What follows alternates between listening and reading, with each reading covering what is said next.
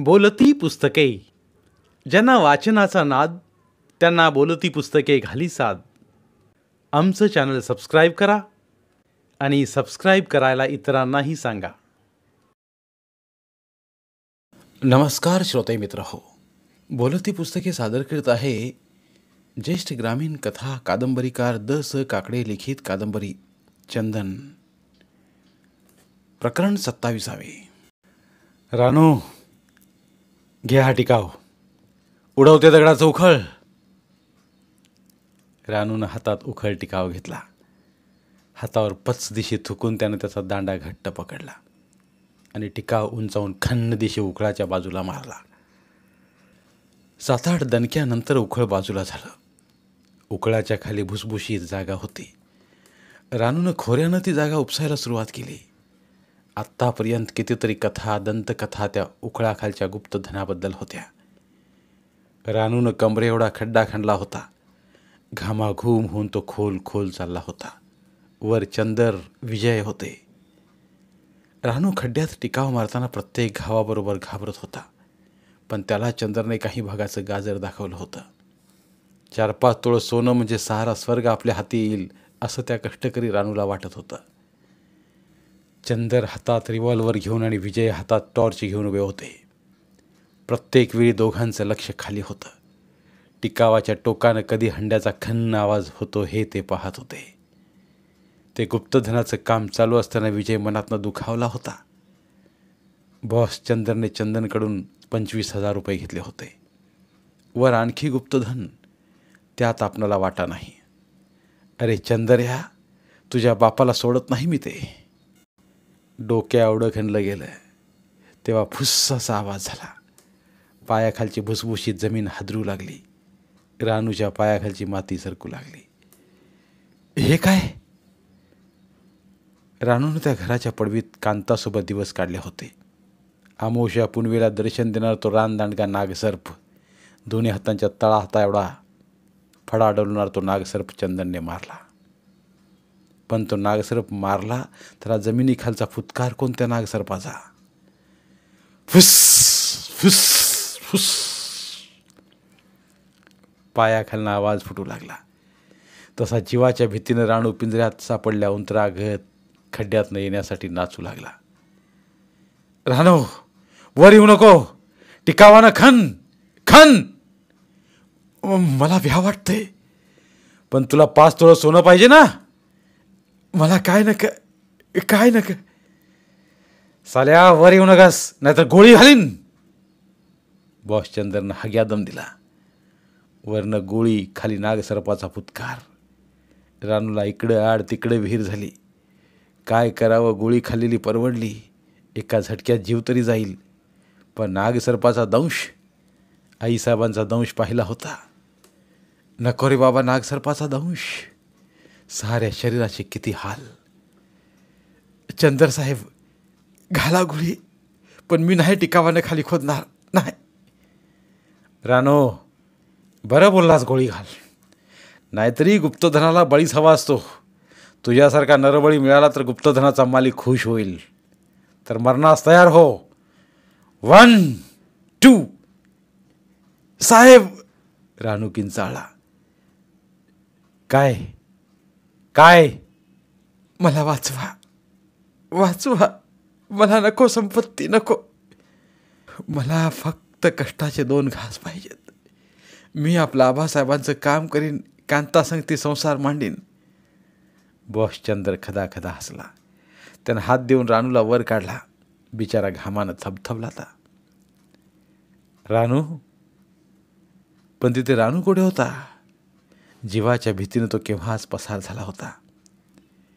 विजय, घात झाला. काय? आपल्यातनं रानू गेलाय आणि तो ही बातमी आबासाहेबांना देईल. आबासाहेबापेक्षा ही बातमी चंदनला प्रथम देईल. तर आपल्याला हे धन लवकर घेतलं पाहिजे. बॉस चंदनने सरळ खड्ड्यात उडी घेतली होती. टिकाव घेऊन त्यानं दन घाव घातले. 3ऱ्याच घावाला खंदिशी आवाज झाला. तांब्याच्या हंड्याचा काठ त्यानं त्या दणक्यानं तोडला होता. तो हंडा लगेच त्यानं हातानं वर खेचला. त्याला अतिशय जड वाटला. हंड्याचं तोंड शेण थापून बंद केलेलं दिसत होतं.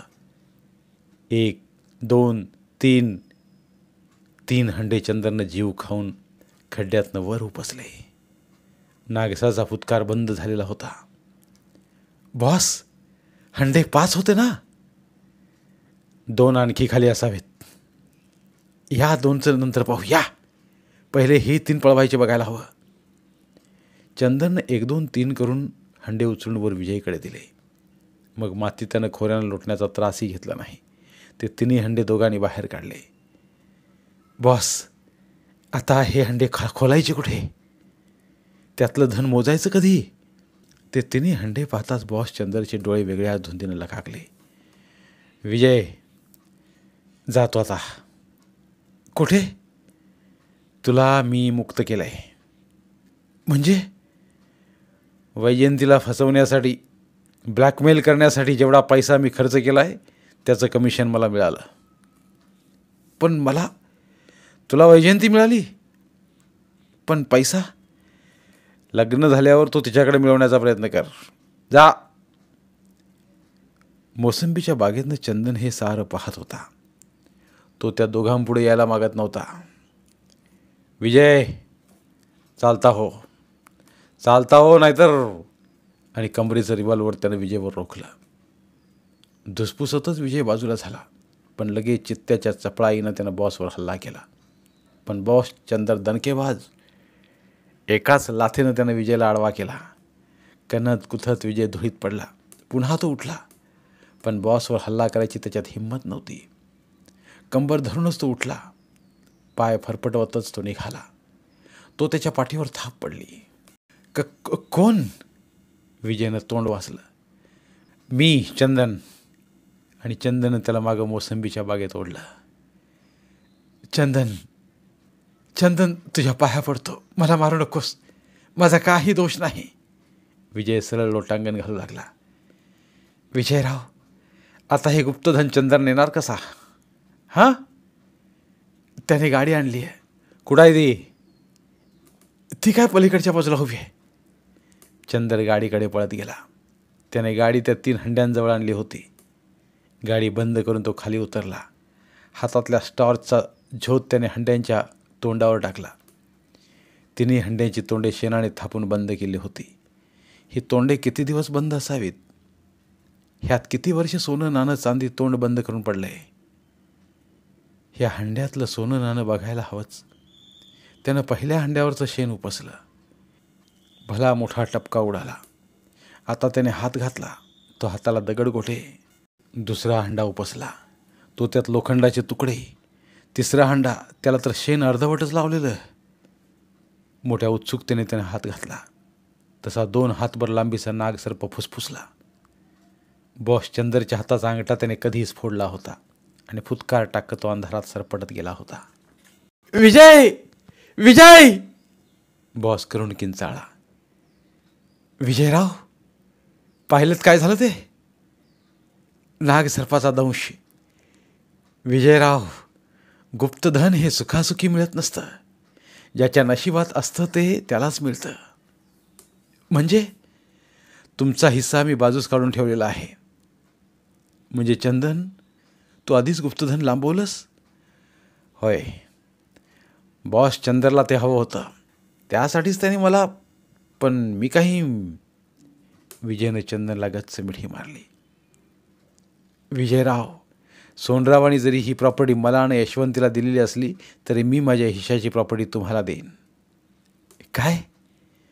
होय. पण का? कारण माझ्या इतकाच तुमचा बी ह्या इस्टेटीवर अधिकार आहे. चंदन, वय विजयराव, माणसाला पोटाला लागतं किती ते रानूला पुसा. त्याला कळलं कष्टाचंच पोटाला पुरतं, हरामाचं पोटाला पुरत नाही. विजयला चंदन महान माणूस वाटला. विजयराव, आता एक काम करा. कोणचं? हे हंडे सारे आपण ह्या घराच्या त्या उखळ्याच्या जागेत टाकून त्यावर माती लोटून देऊ आणि या चंद्राला डॉक्टर सुचित्राच्या घरी घेऊन जाऊ. ह्या दृष्टाला वाचवायचं? होय. पण का? विजयराव, दृष्ट कोणीच नसतं. माणसाचा मोह दृष्ट असतो. ह्या मोहापायी माणसं कस्तुरी मृगासारखी वन वन फिरत असतात. ह्या चंदचं विष उतरलं की नक्कीच तो पुन्हा आपल्या मार्गात येणार नाही. सचोटीनं वागण्याचा प्रयत्न करील. विजय व चंदनने ते हंडे पुन्हा गाडले.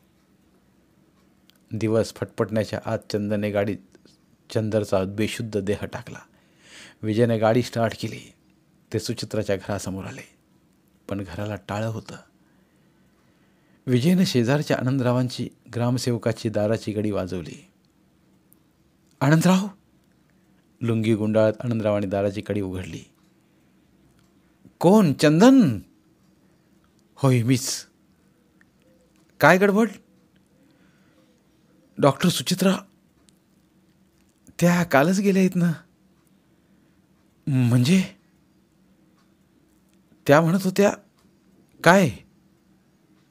त्या पुन्हा नागपूरच्या दवाखान्यात रुजू होणार आहेत. आनंदराव? होय. जाताना त्या माझ्याजवळ खूप रडल्या, खूप रडल्या. चंदन सुन्न होऊन उभा राहिला. चंदन? विजय स्टेअरिंगवरनं ओरडला. चंदनने फक्त मान वर करून विजयकडे पाहिलं. चंदननं मान टाकली. म्हणजे? खेळ खल्लास. चंदनच्या पायात मनामनाच्या बेड्या होत्या. त्याला नीट चालताही येत नव्हतं. त्याच्या डोळ्यांपुढे यशवंती उभी राहिली. त्याला प्राप्त होणारी संपत्ती उभी राहिली. पण डॉक्टर सुचित्रा चंदनवर कसलाच आरोप न करता अबोलपणे अश्रू ढाळत ती गेली. चंदनने गाडीतल्या चंदरच्या प्रेताकडे पाहिलं. आपण सुद्धा सुचित्रा नसल्यानं असेच जगणार आहोत, प्रेताप्रमाणे, जिवंत प्रेताप्रमाणे. डॉक्टर सुचित्राची पावला पावलाला आठवण येईल आपल्याला. चंदनच्या डोळ्यात अश्रू आले.